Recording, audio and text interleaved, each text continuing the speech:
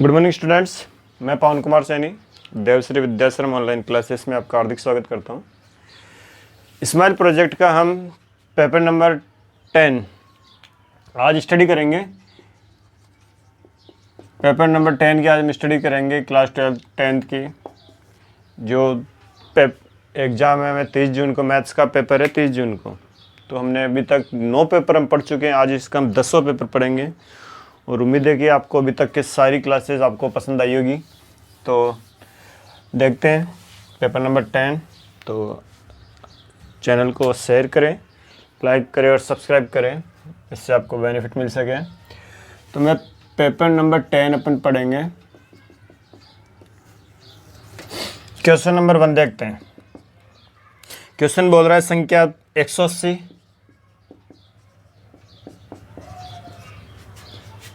72 व 252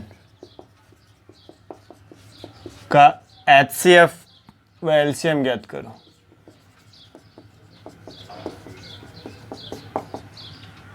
HCF LCM ज्ञात करो।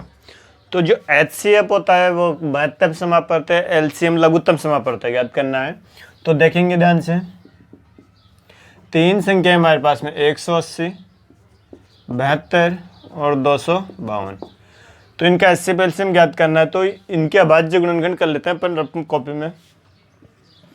तो 180 के किया पहले,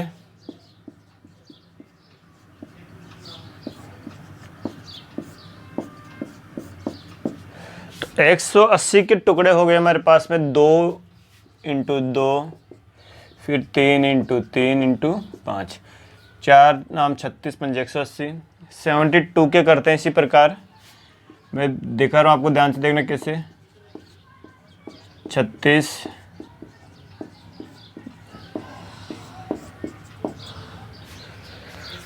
तो 2 की पावर 2 × 2 × 3 बार और 3 × 3। 252 के करते हैं 2, 126 2,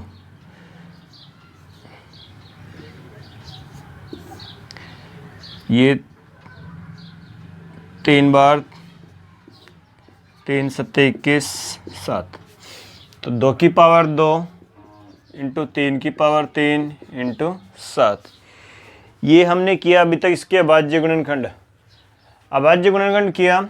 अभाज्य गुणनखंड करने के बाद में ये काम हम रफ कॉपी में कर सकते हैं। हमें इसके अभाज्य गुणनखंड यानी टुकड़े किया। अब ध्यान से देखना, यहाँ पे जो गलती होती है वो यही होती है, टुकड़े तुम कर लेते हैं। HCF क्या होता है? जो तीनों में कॉमन होगा वो HCF होगा। तो ध्यान से देखो, 2 × 2 यहाँ पे भी है, 2 × 2 यहाँ पे भी है, 2 × 2 यहाँ पे भी है। तो मैंने 2 × 2 जो कॉमन था वो ले लिया। फिर उसके बाद में देखते हैं 3 × 3 यहाँ पर भी है, 3 × 3 यहाँ पे भी है, 3 × 3 यहाँ पे भी है, ये भी हमने ले लिया। अब हम 5 नहीं लेंगे क्योंकि 5 इसमें नहीं है। जो तीनों में कॉमन होता है उसका गुणनफल HCF होता है। 7 नहीं लेंगे क्योंकि 7 इनमें नहीं है। ये 2 नहीं लेंगे क्योंकि ये 2 इनमें है, इनमें नहीं है। तो जो तीनों में होता है वो कॉमन होता है, और कॉमन होता है वो उसको बोलते हैं HCF। तो एक हमारे पास में 4 नाम 36, तो HCF आ गया हमारे पास में 36। अब HCF तो सही निकाल देते हैं, बच्चे गलती करते हैं LCM में। तो LCM में क्या करना है? हमें हर नंबर की अधिकतम पावर का गुणनफल, ध्यान से सुनना मैं क्या बोल रहा हूँ, हर नंबर की अधिकतम पावर का गुणनफल क्या होता है? LCM। तो देखो 2 की पावर 2 यहाँ 2 बार है, यहाँ 3 बार है, यहाँ 2 बार है। तो तीनों में से ज़्यादा कौन सा है? ये वाला। तो हमें ज़्यादा वाला लेना है, 2 × 2 × 2 गुणा। उसके बाद में 3 की पावर 2 यहाँ 2 बार है, यहाँ 2 बार है और यहाँ 2 बार है, कोई सा भी ले लो, तीनों सेम है। उसके बाद में 5 लेना है, अधिकतम है, हर नंबर लेना है। उसके बाद में 7 लेना है। तो इनका गुणनफल हो जाएगा हमारे पास में LCM। तो हर नंबर की अधिकतम पावर का गुणनफल क्या कहलाता है? LCM कहलाता है। इसको गुणा कर दो, ये 2 की पावर 3, 2 × 2 4, 4 दूनी 8, 8 नाम 72, 72 × 5,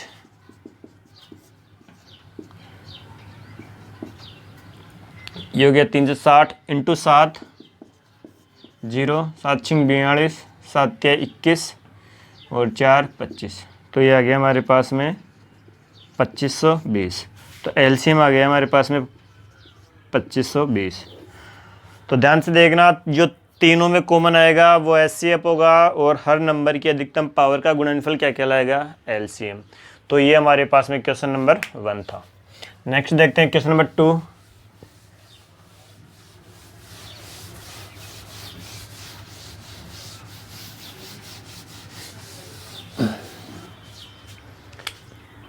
क्वेश्चन नंबर 2 डिवाइड करने वाला है, कल के क्वेश्चन में भी था, वापस है।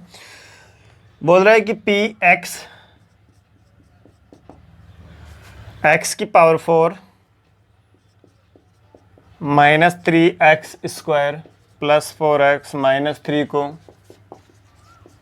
gx बराबर x square plus 1 minus x से भाग देने पर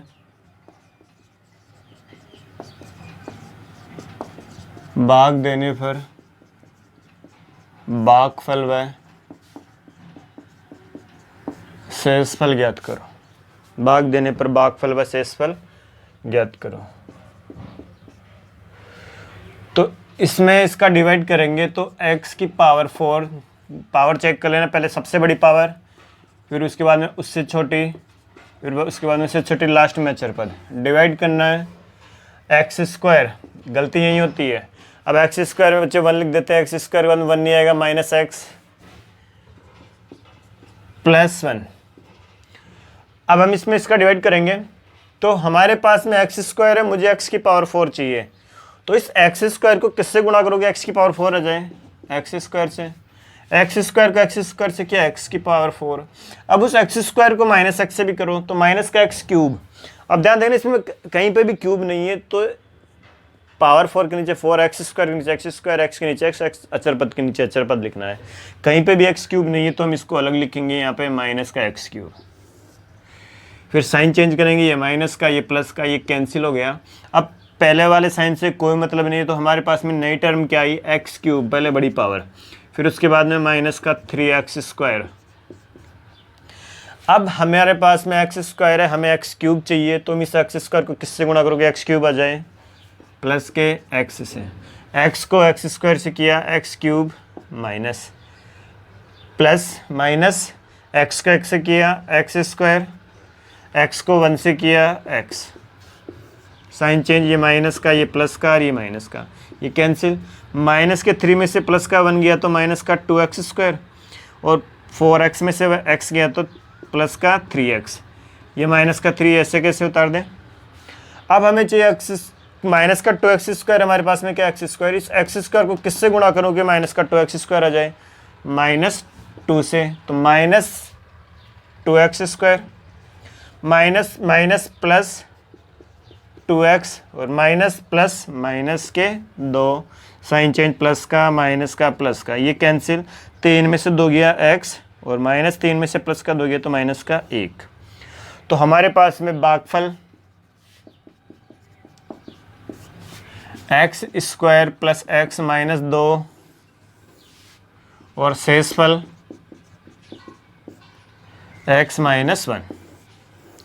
तो ये डिवाइड करने वाला क्वेश्चन था जो कल के पेपर में भी आया था, तो हमने भागफल और शेषफल ज्ञात कर लिए इसका डिवाइड करके। देखते हैं नेक्स्ट अगला question, question number 3।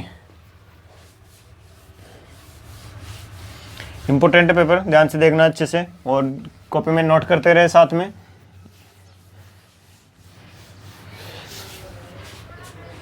Next question number 3।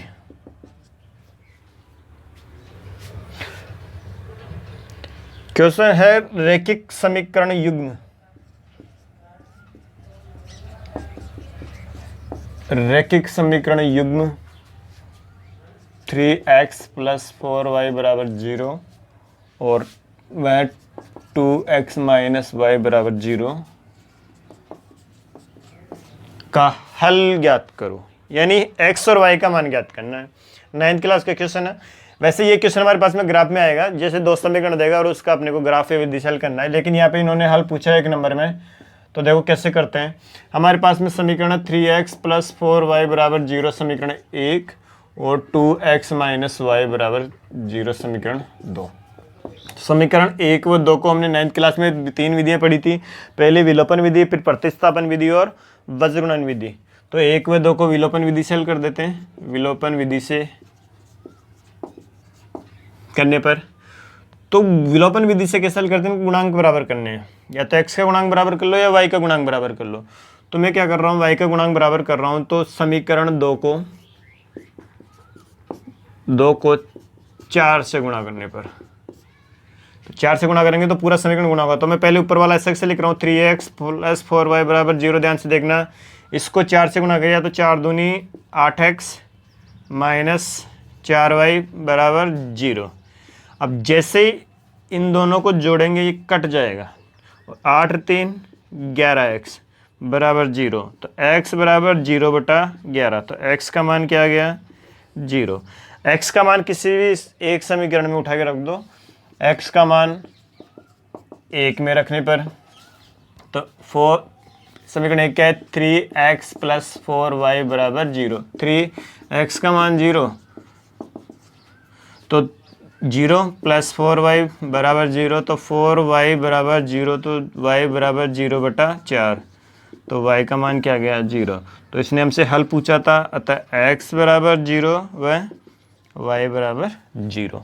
तो 3 विधियां, तीनों में से विलोपन, प्रतिस्थापन और वज्रगुणन कोई सी भी आप अप्लाई कर सकते हो। जो सबसे बेस्ट और आसान है वो ये वाली है, इस वजह से मैंने ये बताई है। नेक्स्ट देखते हैं question number 4।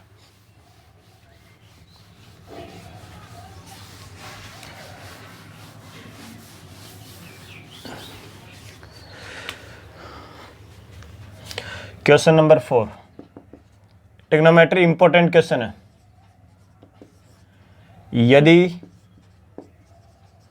sin theta plus cos theta बराबर P व sec theta plus cosec theta बराबर Q हो तो सिद्ध करो Q ब्रैकेट P² - 1 बराबर 2P। Q ब्रैकेट P² - 1 बराबर 2P। तो अपने को ये सिद्ध करना है। तो ध्यान से देखेंगे, हमारे पास में P और Q का मान दे रखा है। हमें दिया है sin theta plus cos theta बराबर P, sec theta plus cosec theta बराबर Q। मैंने लिया left hand side, Q bracket P² - 1। Left hand जी मान रखा, Q का मान ये रहा, sec theta plus cosec theta bracket, P का मान sin theta plus cos theta का स्क्वायर लगा हुआ, स्क्वायर लगा दो -1। तो ये sec थीटा को हमने लिखा 1/cos थीटा। sec थीटा का फॉर्मूला क्या होता है? 1/cos theta. cosec थीटा का फॉर्मूला क्या होता है? 1/sin theta. इधर a + b का whole square, a² + b² plus 2ab -1। LCM लिया, cos थीटा और sin थीटा। cos कट गया, sin को 1 से गुणा किया sin theta, plus sin cut गया, cos को 1 से गुणा किया cos थीटा। इसका मान 1 होता है, 1 + 2 sin थीटा cos थीटा -1। ये कट गया, हमारे पास में क्या बचा? sin theta plus cos theta upon cos theta sin theta into 2 sin theta cos theta. ये इससे कैंसिल, हमारे पास में क्या बचता है? 2 bracket sin theta plus cos theta. ये किसका मान है? दिए हुए क्वेश्चन में चेक करो, P का। तो 2 और इसकी जगह लिख दिया P। तो ये हो गया LHS बराबर RHS। तो ये क्वेश्चन ट्रिग्नोमेट्री का 7 चैप्टर से इंपॉर्टेंट है। 3 नंबर का 2 पार्ट्स में करके 3 नंबर के क्वेश्चन पूछेंगे। तो P और Q का मान इन्होंने हमें दिया था, ये इसकी हमने लेफ्ट हैंड साइड ली, Q की जगह Q की वैल्यू रखी, P की जगह P का रखा, स्क्वायर लगा हुआ था इस वजह से स्क्वायर लगाया -1। सेक का फॉर्मूला होता है 1/cos, cosec का फॉर्मूला होता है 1/sin। यहाँ लगाया a + b का whole square. A square plus B square plus 2ab minus 1 cos theta sine theta, तो sine theta plus cos theta, ये हो गया 1, ये हो गया 2 साइन थीटा कॉस थीटा और ये -1, ये कैंसिल, ये बन गया sine theta cos theta upon sine theta cos theta, ये इससे कट गया 2 sine theta plus cos theta, और sine theta plus cos theta का मान क्या है p। तो ये हमारे पास में इसकी राइट हैंड साइड आ गई। देखते हैं नेक्स्ट क्वेश्चन, क्वेश्चन नंबर 5। अच्छे से कॉपी में नोट करते रहे साथ में, इनको कहीं पे अगर दिखने में दिक्कत आती है मैं साथ में बोलता भी तो आप ध्यान से सुनना भी है। क्वेश्चन नंबर 5,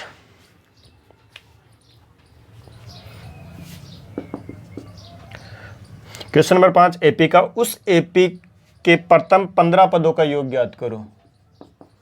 उस एपी के प्रथम 15 पदों का योग ज्ञात करो जिसका 5वां व 9वां पद, जिसका 5वां व 9वां पद क्रमशः 26 व 42 है। देखेंगे, अच्छा क्वेश्चन है। क्वेश्चन बोला 15 पदों का योग ज्ञात करो, योग यानी SN का फॉर्मूला लगेगा सीधा सा, लेकिन उससे पहले दे क्या रखा है, दे रखा है 5वां पद। तो मैंने पहले बताया 5वां पद, जो भी पद बोले उससे एक कम डी यानी a + 4d, कितना दे रखा है 26, समीकरण 1। फिर बोला 9वां पद, तो यानी a + 8d, जो भी बोले उससे एक कम डी, कितना 42, समीकरण 2। 1 व 2 को हल करने पर, 1 व 2 को हल करेंगे विलोपन विधि से, तो a + 4d बराबर 26, a + 8d बराबर 42। 1 में से 2 को माइनस के साइन चेंज, प्लस के 4d में से माइनस के 8d गए तो माइनस के 4d, और 42 में से 26 गए तो 12 से गए तो 6, और इधर 3 में से 2 गए तो 1, माइनस के 16, माइनस से माइनस कैंसिल हो गया, 4d बराबर 16, तो d बराबर 16/4, तो d का मान कितना आ गया 4। d का मान 1 में रखने पर, 1 में रखो, a + 4d की जगह 4 बराबर 26, ये 4 चौक 16, तो a बराबर 26, ये उधर जाते माइनस का, तो a कितना आ गया हमारे पास में 10। हमारे पास में a का मान d का मान, योग पूछा है कितने पदों का 15 पदों का, तो n का मान कितना हो जाएगा 15, तो n बराबर कितना 15। योग पूछा है, योग का फॉर्मूला SN बराबर n/2 bracket 2a n-1 into D. n कितने पदों का 15 पदों का, a का मान 10, n कितना 15, d कितना 4, तो 15/2, ये 20, 14 इंटू 4 20, ये 14 चौको 56, 15/2, ये हमारे पास में हो गया 6, और 5 और 2 7, तो इसको ये कैंसिल हो गया, 2 3 6, 2 8 16, तो इसको गुणा करेंगे 15 को 38 से, तो हमारे पास में क्या आ जाएगा 15 पदों का योग, 15 8 120, 15 दूनी 15 3 45, 45 और 10 57, दोबारा 57 हो गए, तो हो गया हमारे पास में 570। अतः 15 पदों का योग कितना गया 570, तो हम लिखेंगे अतः 15 पदों का योग 570। तो इसने हमें दिया था पहले 5वां पद यानी a + 4d, 9वां पद a + 8d, दोनों दिया, समीकरण 1 और 2 को हल किया, d और a का मान निकाला, n हमें दे रखा है कितने पदों का 15 पदों का योग बोला, इसलिए योग का फॉर्मूला अप्लाई किया। ठीक है, नेक्स्ट देखते हैं क्वेश्चन नंबर 5 6, जो भी है साथ में नोट करते रहे आप लोग इसको।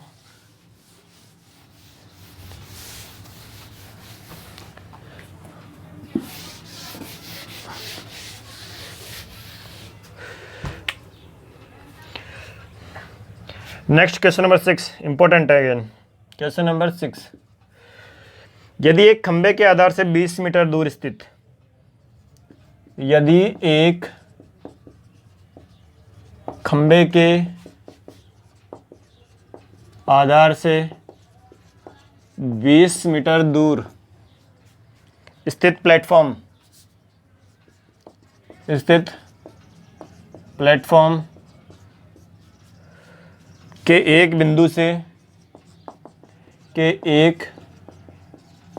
बिंदु से खंबे की चोटी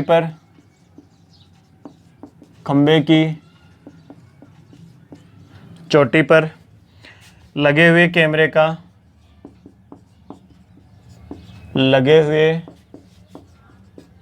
का उन्नयन कोण 60 डिग्री है। उन्नयन कोण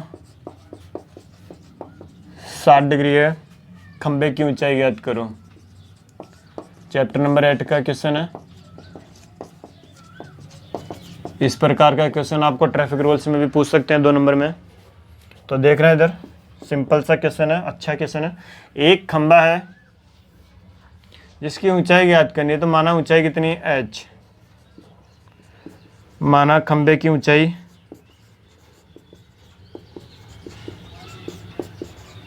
h मीटर। खंबे की ऊंचाई कितनी है हमारे पास में h मीटर। अब ये से बोल रहा है कि खंबे के आधार से 20 मीटर दूर, ये खंबा है जिसके आधार से कितने मीटर दूर, 20 मीटर दूर एक बिंदु है जहाँ से खंबे के चोटी का उन्नयन कोण कितना डिग्री है, 60 डिग्री। तो खंबे की ऊंचाई ज्ञात करो। तो इस प्रकार के क्वेश्चन में हमें ये देखना है कि क्या दे रखा है, क्या ज्ञात करना है। आधार दे रखा है, लंब ज्ञात करना है, इससे हमें कोई मतलब नहीं है। तो त्रिभुज ABC में लंब बटा आधार, थीटा के सामने लंब होता है तो लंब बटा आधार क्या होता है, tan थीटा। ध्यान रखना 90% क्वेश्चन में tan काम आता है। तो tan थीटा कितना, 60 डिग्री। लंब कितना h, ऊंचाई h मानी थी, आधार कितना 20, और tan 60 का मान होता है √3। tan 60 का मान कितना होता है, √3। h बटा 20 क्रॉस गुणा किया तो यहाँ से h आ गया हमारे पास में 20 √3 मीटर। अगर वो आपको क्वेश्चन में पॉइंट में अगर रूट की वैल्यू दे, √3 होता है 1.732, तो अगर रूट की वैल्यू दे तो अपन इसमें पुट करके इसको गुणा कर देंगे, और अगर आपको रूट की वैल्यू नहीं दे रखा तो इसमें ऊंचाई आप यहीं पे छोड़ सकते हो। अतः हमारे पास में ऊंचाई, अतः खंबे की ऊंचाई 20 √3 मीटर है। तो ये क्वेश्चन था कि लंब यानी ये ऊंचाई ज्ञात करनी था, आधार दिया तो मैंने ये एरिया वाली साइड ले ली, इससे हमें कोई मतलब नहीं है। ठीक है, नेक्स्ट देखते हैं क्वेश्चन नंबर 7।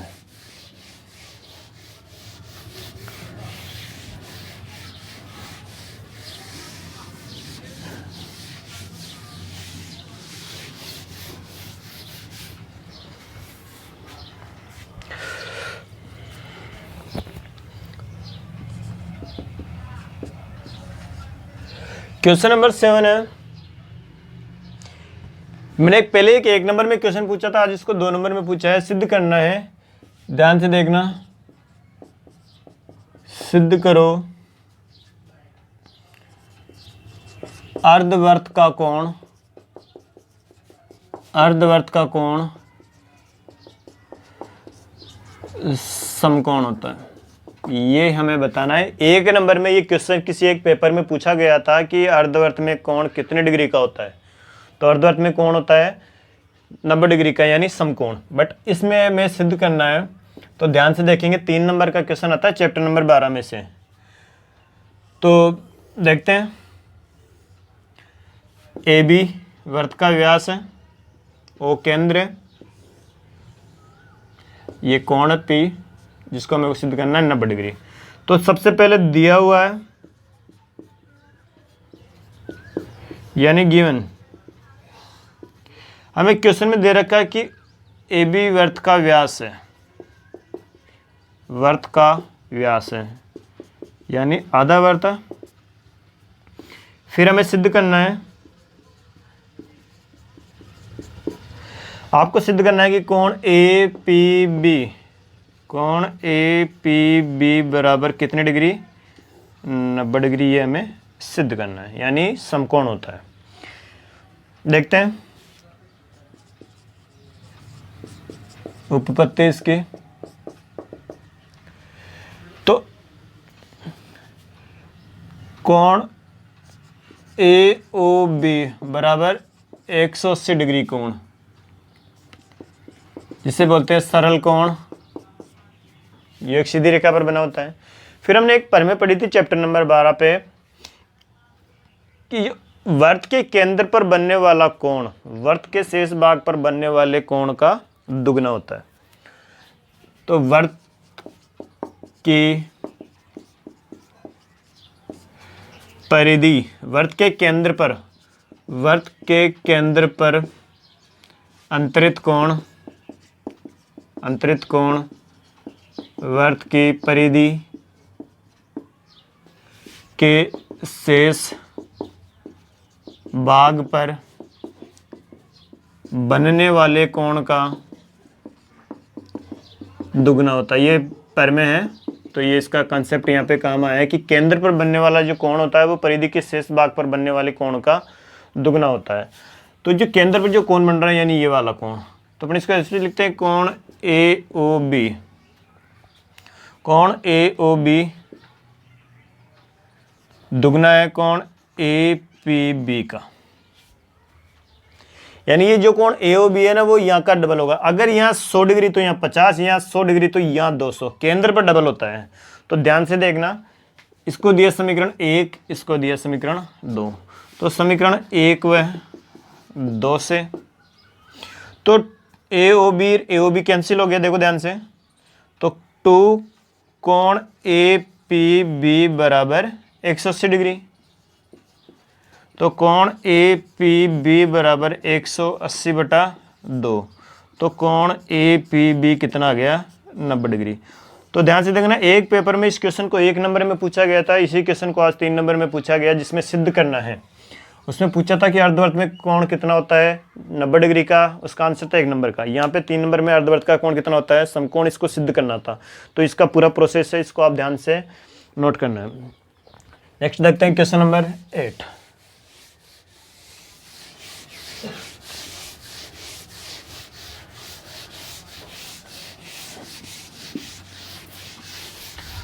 अच्छा क्वेश्चन था, पर मैं है। नेक्स्ट देखते हैं क्वेश्चन नंबर 8।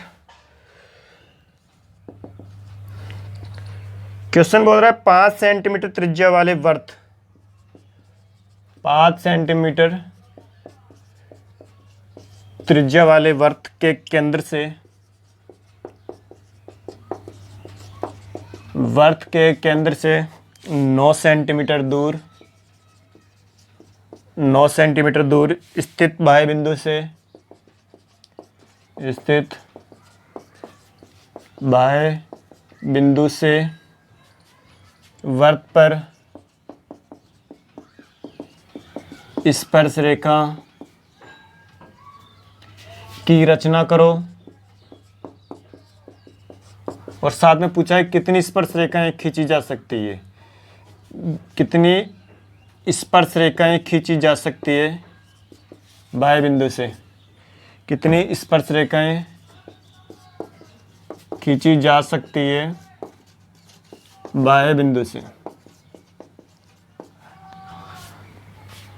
तो एक बार इसका रफ वर्क बना के दिखा रहा हूं। अगर क्वेश्चन में 1 नंबर में पूछा जाए कि किसी वर्त के बाह्य बिंदु से वर्त पर, ध्यान से सुनना क्या बोल रहा हूं, किसी वर्त के बाह्य बिंदु से वर्त पर कितनी स्पर्श रेखाएं खींची जा सकती है, आंसर होता है 2। ये वर्त है, ये इसका बाह्य बिंदु है, तो यहाँ से इस पर कितनी स्पर्श रेखाएं खींची जा सकती है, 2। तो इन्हीं स्पर्श रेखाओं का हमें डायग्राम भी बनाना है और बताना है कि कितनी स्पर्श रेखाएं खींची जा सकती है। तो आंसर होगा इसका 2। तो सबसे पहले हम 5 सेंटीमीटर त्रिज्या का वर्त बनाएंगे। ध्यान से देखना, रचना का क्वेश्चन है, क्वेश्चन इंपॉर्टेंट है, संख्या डिजिट चेंज हो सकती है, पैटर्न यही रहेगा। तो 5 सेंटीमीटर त्रिज्या बनाया हुआ है, जिसको वर्त का केंद्र दिया O। ये से बोल रहा है कि केंद्र से 9 सेंटीमीटर दूर, तो ये 5 तो यही है और केंद्र से हमें करना है 9, तो इसको टोटल करना है हमें 9। तो केंद्र से कितने बार कितना पॉइंट लेना है, 9 सेंटीमीटर पे, तो ये पूरा हो गया 9 सेंटीमीटर। अब इससे हमें इसके ऊपर स्पर्श रेखा करनी है, तो क्या करना है, इस रेखाखंड OP का क्या करेंगे, समद्विभाजन। और समद्विभाजन कैसे करते हैं, बिंदु P के ऊपर प्रकार को रखेंगे, पेंसिल को आधी से ज़्यादा खोलेंगे, एक चाप इधर काटेंगे, एक चाप इधर काटेंगे, फिर हिलाना नहीं है, फिर OP रखेंगे, एक चाप इधर काटेंगे, एक चाप इधर काटेंगे, फिर इसको स्केल से ज्वाइन करेंगे और जहाँ ये पॉइंट आएगा उसको देंगे नाम M, मिड पॉइंट। ध्यान देंगे स्केल से नाप कर देख लेना, ये 4.5 होना चाहिए, टोटल 9 आ रहा तो 4.5 सेंटीमीटर होगा। अब M पे, बिंदु M पर प्रकार को रखेंगे, O पे पेंसिल को रखेंगे और ये इसको घुमा देंगे। जहाँ दोनों वृत्त एक दूसरे को काट रहे हैं उसको नाम देंगे A और B। जहाँ दोनों वृत्त एक दूसरे को काट रहे हैं उसको नाम देंगे A और B। और स्केल की सहायता से बिंदु P को A व B से मिलाया। तो इस प्रकार जो वृत्त पर स्पर्श रेखा की रचना होगी वो दोनों बराबर होंगे।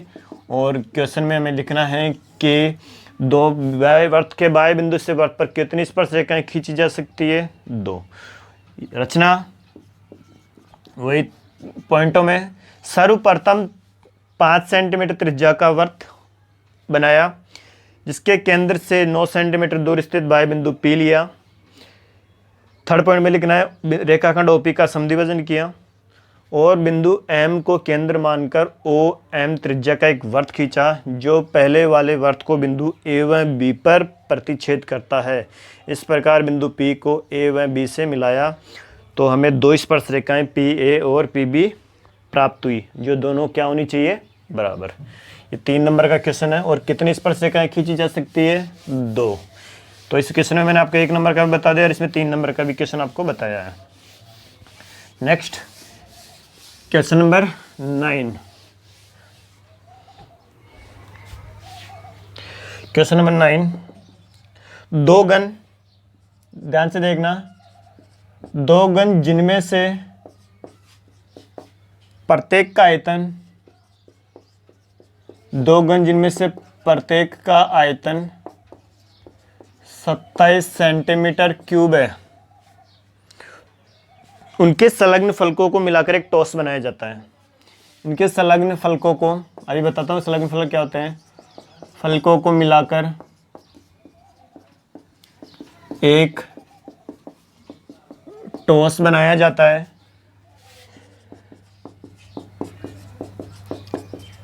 तो इस प्रकार प्राप्त टॉस का संपूर्ण पृष्ठीय क्षेत्रफल ज्ञात करो। देखो अच्छा क्वेश्चन है। 2 घन है मेरे पास में, ध्यान से समझना। यहाँ पे ये हमारे पास में 2 घन है, यूं इन दोनों को जोड़ दिया, जिस 2 बॉक्स होते हैं उन दोनों को जोड़ दिया। जैसे हमने दोनों को फलक यानी इस सतह को इस सतह से इन्होंने क्या कर दिया, ज्वाइन कर दिया। और जैसे ही ज्वाइन करा तो ज्वाइन करने के बाद में ये हमारे पास में घन से क्या बन गया, घनाभ। आप खुद दो इसलिए प्रैक्टिकली करके देखो कि हम 2 छोटे छोटे बॉक्स को अगर ऐड करते हैं तो वो बड़ा बन जाता है, जिससे इनकी इस भुजा पे कोई इफेक्ट नहीं पड़ता है, वो उतनी रहती है। इस पर कोई फर्क नहीं पड़ता है, इस पर कोई फर्क नहीं पड़ता है। इनकी जो लंबाई होती है वो डबल हो जाएगी, बाकी ऊंचाई और चौड़ाई पे कोई फर्क नहीं पड़ने वाला है। तो ध्यान से देखेंगे तो इन्होंने हमने बोला है कि घन का आयतन क्या होता है, भुजा क्यूब। कितना होता है, भुजा का क्यूब। और आयतन कितना दे रखा है हमें, 27। तो 1 क्यूब बराबर 27। 27 किसका क्यूब होता है, 3 का। तो हमारे पास में भुजा कितनी आ गई, 3 सेंटीमीटर। अब आप ध्यान से देखना एक बार, ये 3, ये 3, ये 3। तो घन की प्रत्येक भुजा बराबर होती है, ये 3, ये 3, ये 3। अब आप यहाँ देखना कि अगर मैं इन दोनों को जोड़ता हूँ तो आप ध्यान से देखो कि ये कितना हो जाएगा, 6 हो जाएगा, क्योंकि ये दोनों ऐड हो रही है। जबकि इसकी चौड़ाई पर कोई फर्क नहीं पड़ा, ऊंचाई पर कोई फर्क नहीं पड़ा। और जहाँ लंबाई चौड़ाई ऊंचाई अलग हो जाती है तो वो क्या बन जाता है, घनाभ। तो हमारे पास में लंबाई हो गई 6 सेंटीमीटर, चौड़ाई 3 सेंटीमीटर, ऊंचाई 3 सेंटीमीटर। लंबाई चौड़ाई ऊंचाई, ओनली लंबाई डबल हो जाएगी, बाकी चौड़ाई ऊंचाई पर कोई इफेक्ट नहीं पड़ने वाला है। अब इसने बोला है कि इस प्रकार प्राप्त टॉस का संपूर्ण पृष्ठीय क्षेत्रफल ज्ञात करो। तो ये से घन से क्या बन गया, घनाभ। और घनाभ का संपूर्ण पृष्ठीय क्षेत्रफल हम ज्ञात करेंगे। तो घनाभ का संपूर्ण पृष्ठीय क्षेत्रफल फॉर्मूला होता है 2 ब्रैकेट लंबाई इंटू चौड़ाई प्लस चौड़ाई इंटू ऊंचाई प्लस ऊंचाई इंटू लंबाई। 2 लंबाई कितनी है 6 into 3 plus 3 into 3 plus 3 into 6। 2 6 18 3 3 9 6 18। ये हो गया हमारे पास में 18 18 36 और 9 45 और ये हो गया 90 सेंटीमीटर स्क्वायर। अतः ठोस का संपूर्ण पृष्ठीय क्षेत्रफल 90 सेंटीमीटर स्क्वायर है। तो ध्यान से देखना, ये वाला क्वेश्चन इंपॉर्टेंट था, अच्छा क्वेश्चन है। इन्होंने ऐसे बोला था कि 2 घन है जिसमें से प्रत्येक को मिलाकर इनके ठोस को मिलाकर एक घन बनाया जाता है। तो इस प्रकार प्राप्त घन का हमें क्या करना है, संपूर्ण पृष्ठीय क्षेत्रफल ज्ञात करना है। तो इसकी घन की प्रत्येक भुजा बराबर होती है। जैसे हमने इन दोनों को ज्वाइन किया तो लंबाई डबल हो जाती है, बाकी चौड़ाई और ऊंचाई पे कोई फर्क नहीं पड़ने वाला है। तो नेक्स्ट देखते हैं आज का क्वेश्चन नंबर 10। प्रायिकता का क्वेश्चन है। आप सभी लोग इसको अच्छे से नोट कर अच्छे से पढ़ें।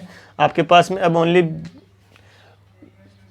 18 से 19 दिन रह गए हैं, पेपर में गैप नहीं है। एसएसटी का पेपर उससे जस्ट दूसरे दिन मैथ्स का पेपर है और मैथ्स में पहले गैप नहीं है, लेकिन आप लोगों को बहुत सारा गैप मिल गया है 3 महीने का। तो अच्छे से पढ़ाई करें। सभी को शुभकामनाएं, बेस्ट ऑफ लक। देखते हैं क्वेश्चन नंबर 10। एक पासे को एक बार फेंकने पर, एक पासे को एक बार फेंकने पर निम्न की प्रायिकता ज्ञात करो। 1 नंबर का क्वेश्चन है, कैसे भी पूछ सकते हैं। ध्यान से देखना इसमें क्या क्या पूछ सकते हैं। एक पासे को एक बार फेंकने पर, ये क्वेश्चन नंबर 10 था। तो इसने हमसे पूछा है विषम संख्या आने की प्रायिकता। सेकंड पार्ट पूछा है इसने पूर्ण वर्ग संख्या। थर्ड पार्ट पूछा इसने अभाज्य संख्या। या तो एक एक नंबर में अलग अलग पूछ ले या 3 नंबर में तीनों को एक साथ पूछ ले। तो ध्यान से देखना इसको।